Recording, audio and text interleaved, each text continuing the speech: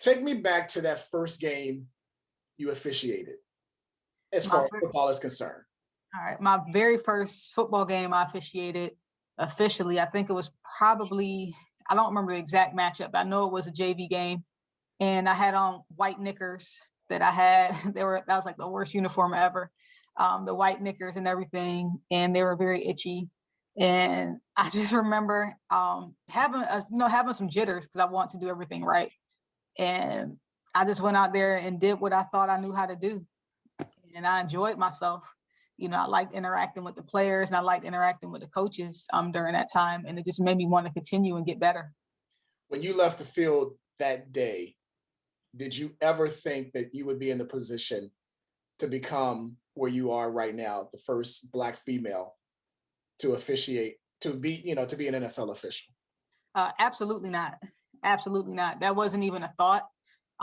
Especially at the time, there really weren't. I didn't know of any other women that were officiating. I really didn't know many officials. I was just doing it pretty much just for the pure love of the game and just for me to, to satisfy an itch that I had just to be around athletics. When was that moment where you kind of said, you know what, I'm pretty good at officiating and I can do this at the highest level? Um, well, I noticed that the guys in my area started to take a vested interest in me, and those were the guys on my high school board. And so immediately, once they saw how well I was doing in my first year, again, I don't know if I'm doing good or bad because I have nothing to compare it to. So I'm just out there enjoying it. But obviously, the guys saw something in me that I didn't, and they started teaching me college rules like during my first year of officiating. And then the following year, they started inviting me to college rule study meetings. So I started to learn college rules and mechanics before I even really learned the high school stuff. So they saw something in me. And at the time, I'm just thinking they're just teaching it to me. When I thought it was true that I could possibly reach the NFL, that wasn't until I started officiating in Conference USA. Once I hit my first year in Conference USA, and you sit around the room and you look at everybody who's teaching you how to officiate are either current or former NFL officials. My supervisor officials was a 3-time Super Bowl referee and, a longtime field official, very well respected, Gerald Austin. And, just being under his tutelage, I start to say, okay, I have an opportunity to possibly go to the NFL if I put work in. I was going to ask, for somebody that, is kind of like a trailblazer, to a certain degree, but in a position where there are very few females that are officiating, college football games or high school games or even NFL games, you're one of the very few. Who were some of your mentors? Who were you kind of tailoring your skills with? Well, I don't think I really tailored my skills to anyone. I will say that there are certain things that I picked up like from other officials. I know that I'm a huge fan of like when I'm on the crew, my referee is normally my go-to person of who I look up to because the referee is a leader of your crew and they're there for a reason to really teach you the ins and outs of each level that you're on. And I've been very fortunate to actually work with some of the best college referees in the country. And that's been very, very helpful to me. Also, my current mentor that I have who helped me get over that hump in the Pac-12, which was Chuck Stewart. He's a retired NFL replay official and a longtime line of scrimmage official in the NFL. And he really taught me how to be a profession and taught me how to fine tune my skills and really dig deep into it. He's no holds barred. He doesn't hold any punches. He tells me like it is. He cusses me out, when it needs be. He doesn't let me know when I'm doing super great, that he points out all my flaws, which is something that you want in a mentor. And, I can go to him at any time with any question and he will always give me the truth, no matter how hurtful it may be. So you made the jump from the collegiate ranks to, I guess, it's a program in the NFL that it's like a developmental program that allows you to actually have the opportunity to officiate some preseason NFL games. Right, correct. So what happens is after I spent, I believe, about 4 years on the high school level, I got picked up to work in Conference USA. And after my 3rd year in Conference USA, when I completed my first bowl game, I was selected to join the NFL ODP program, which at the time when I joined, there were only 21 officials selected out of a pool of roughly around 4,000 that were invited to join and to train. And so what happens during the development program is you attend like OTAs and mini camps. training camps, you have access to all the rules and film sessions that the on-field officials, the current officials have. And we work those. And then we work a preseason game. And once preseason wraps up, we go back and we work our regular college season. And if you do well enough, or if they invite you to come work a college all-star game, like the Senior Bowl or the East-West Shrine game, then you work one of those. And then they evaluate you at the end of the year and decide whether or not they want to hire you if you're ready, or if they think you need some more work and they put you back and you just keep getting recycled over and over again. So that was an ongoing process. I was still working college football at the time where I was brought into the development program. So now I have two sets of rules that I'm taking a look at the same time. Did it get to a point in the developmental program that you thought, this is as far as I'm going to go? Yeah, actually, I'm not even going to lie about that. Maybe about 2 or 3 years ago, maybe about a good 3 years ago, I had just, every year it seemed like I got the Senior Bowl every year. Every year I was working the Senior Bowl. And it got to a point where sometimes I would look like, man, everybody who I work with, it gets hired except me. And so it's like, man, what am I doing wrong? And it gets a little discouraging. But to keep my mind off of it, I ended up picking up basketball.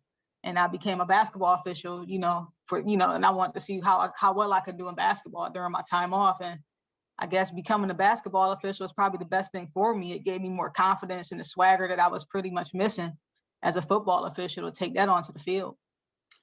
Tell me what the day was like when you got the call that you made history and you will be an NFL official for a regular season game. So it was very shocking and I wasn't expecting it at all. Like I said, I gotten so used to just working my bowl game and then going back home and then starting to grind back over again. So I was just hanging out, in my house and the phone rings. It's around 9:15 p.m. I noticed it's, Wayne Mackey, who's the VP of officiating, who, I had a prior relationship with, as a mentor-mentee. And I thought he was just giving me a call to discuss like some film or to shoot me a play, which really isn't out of the ordinary. Mm-hmm. So I pick up the phone and he says, hey, Maia, we still on for our meeting on Wednesday. He's referring to our film review session when they're going to go over my performance in the Senior Bowl. I said, yeah, we're still on. And he tells me, well, you have a lot of work ahead of you. So a lot of work ahead of me. What do you mean? He goes, well, you're going to have a lot of work ahead of you because of Welcome to the National Football League. And I mean, I went nuts. But at first words out of my mouth are, am I being punked? Like, are you punking me? And he goes, no, it's the real deal. I said, nah, you're lying. Are you serious? I'm serious. Welcome to the National Football League, Maia Chaka, line of scrimmage official. And I was just extremely happy. I jumped up, I threw everything up in the air. I ran around my house, did a couple laps, around the crib, and then came back and picked up the phone and had a conversation like a big girl. So. Sarah Thomas obviously made news being the first female official in the NFL, and she got to work a Super Bowl as well. During your time leading up to this position, did you have any communication, any relationship with Sarah? Yeah, so Sarah and I worked in Conference USA together.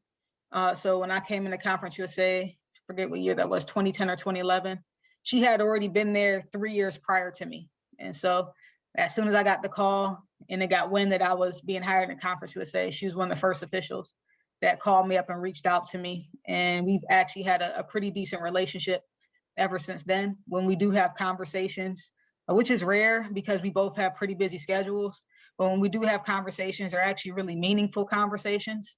And I'm appreciative of that. I'm also appreciative of her being the first woman to be hired in, because I can only imagine the type of scrutiny and the things that she's gone through, and all that does, not necessarily make my path easier, but it does in a sense, like somebody's already come out there to do it. So I mean, my hat's just off to her, because I can only imagine what her first few years were like, and getting to that Super Bowl, that road to the Super Bowl was very tough. What about your students? What have they said to you about this monumental, news? Oh man, all my kids came back in school today. They told me I was famous. Like, yeah, hashtag, you're famous. Oh my God, can you sign this? Like, today was the first day the students were actually back in school and they saw me. So it was just like pandemonium a little bit. I felt like B2K or somebody, I was just getting rushed. And it was weird. But I think the biggest thing was prior to the kids actually returning, just seeing their reactions. Coworkers sent me things that were said about me on social media. That students who I had at the very beginning of my career, these kids are like in their 30s now, which is so odd to see them grown up and being productive members of society, and then letting me know and letting the world know that I had, something to do with that. I contributed to their success, and that's what I'm here for, and I'm happy to hear that.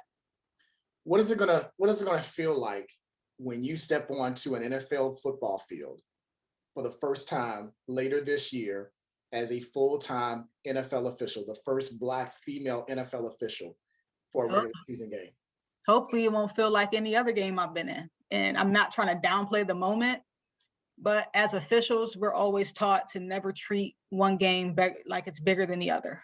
It doesn't matter if it's Pop Warner or it's high school. And I'm talking at Jazz now, but I know as soon as I get on the field and the lights are bright and the crowd is loud, if they do have fans this year, I know it's a different story. But the way that I have to approach it is like it's no different than what I've already done. And at the end of the day, it's just football.